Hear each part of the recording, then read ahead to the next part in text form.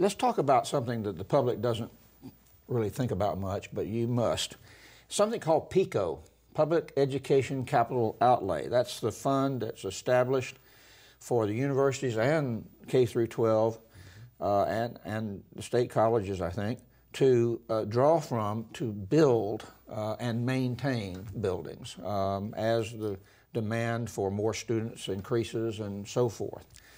And you and the Commissioner of Education had to put out a memo here recently saying, you know, you got to spend 16.5% less, draw less on that fund, because if you don't, we're going to run out of money. And that fund is running out of money. And you've known this for some time. And so you and the Commissioner had to do this. What are the implications for having to do this?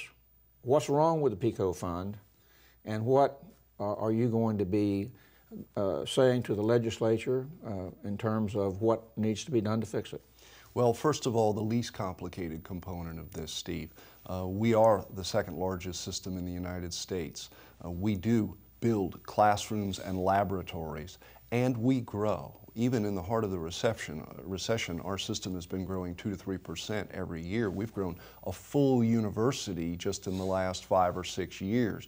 So we not only need to keep up with the facilities we have in deferred maintenance, we've got to add facilities to maintain this gigantic system.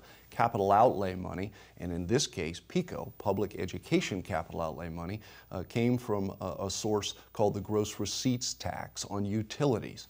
It has been the victim of two things: the recession, what hasn't, but also changing times.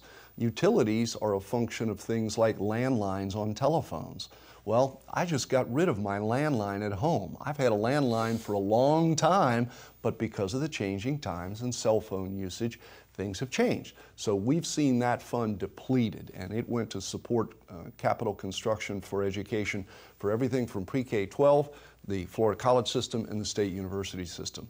Right now we have a group of people looking at that issue to see if they can come up with some recommendations to make to the legislature beginning this November to find ways to, again, refund our existing deferred maintenance and capital construction needs. And as you mentioned, we also have a backlog of construction projects that are going in the ground today. Even with the generosity of the legislature this last session, we've got to make sure there's enough money there so we don't have half-finished buildings sitting in fields around the state of Florida's university system. Got about a minute left. That fund not only is for building buildings, but it's for maintaining buildings. There are a lot of old buildings on campuses around the state, right? We have universities that are 60, 70, 100 and some odd years old, and the older the building, the harder to maintain. It's just like our own homes.